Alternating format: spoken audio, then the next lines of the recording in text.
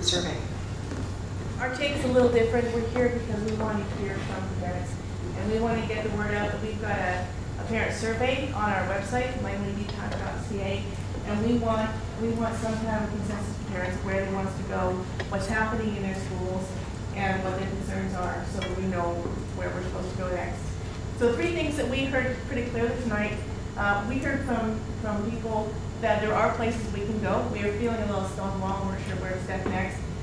So some suggestions were that there's ministry reporting at the district level, and we can talk to those people, and the Auditor General, if we get enough parent support, we can ask him to take a look at it.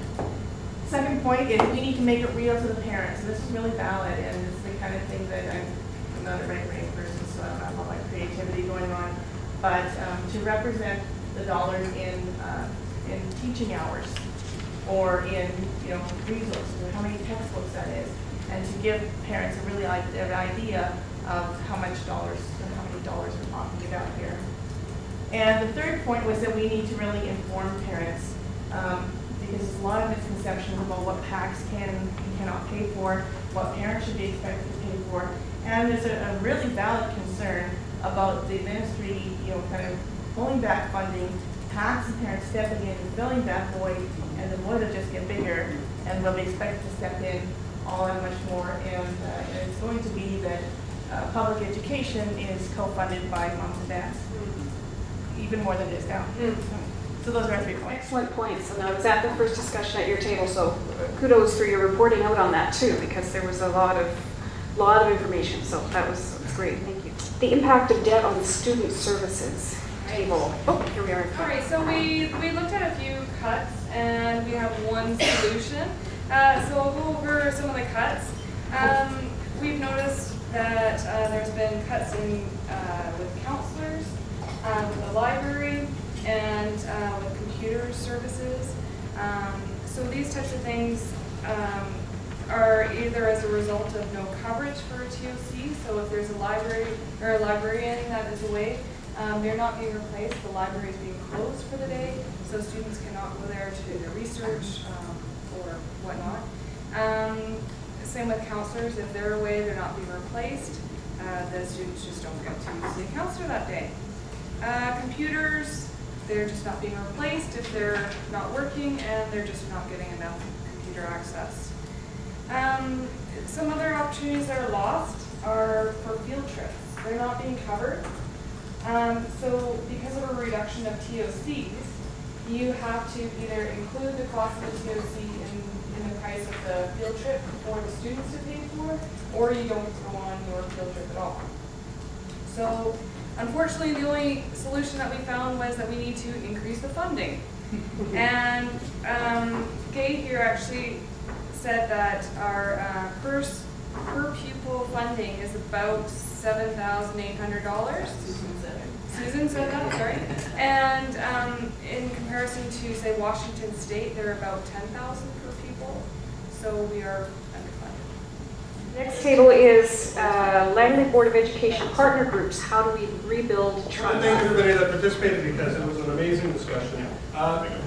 To frame my comments briefly, we used the structure that was given to us by the organizers, talking about defining the problem, creating strategies, and then coming up with actions.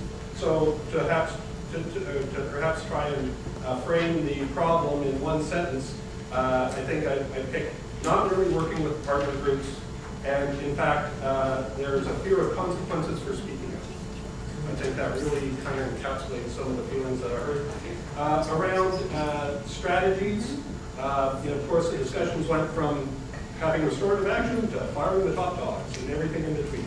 But out of that, I'd probably take something like an inclusive process that had accurate and transparent data collection and a process that actually did help to reduce the debt.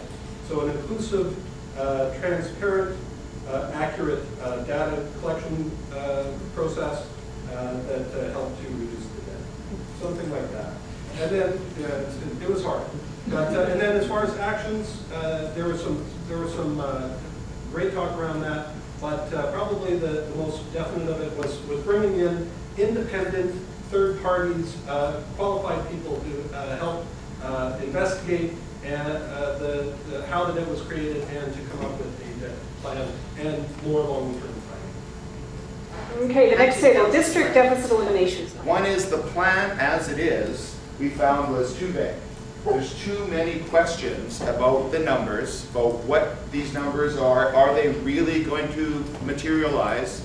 And just to throw out a couple of examples, we've got the implementation of full-time kindergarten with a number attached to it saying we're going to get this money.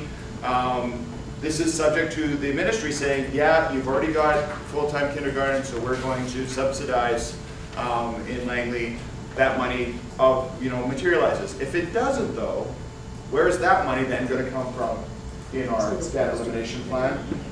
Other things like the foundation, we've got a cut to the contribution, but there's other money there.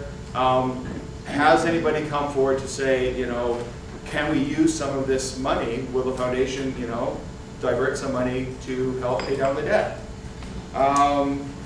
In the end, we come up with basically what other people are saying is that until an audit is done of where the debt came from, we can never be sure of the plan because it's based on a debt of an amount that may or may not be accurate, and therefore we have this plan to pay it off, and then we find out 3 years down the road that we really haven't paid it off because it was more than we thought, or the plan itself is filled with the errors that caused the debt in the first place.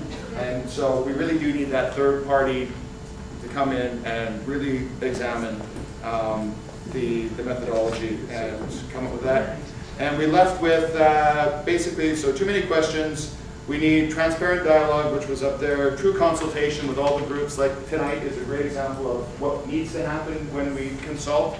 Not you consult with this group here, then later this group here, then this group here, and then you come up with your plan. No, let's open it up and have everybody discussing it together, like we're doing now. That was my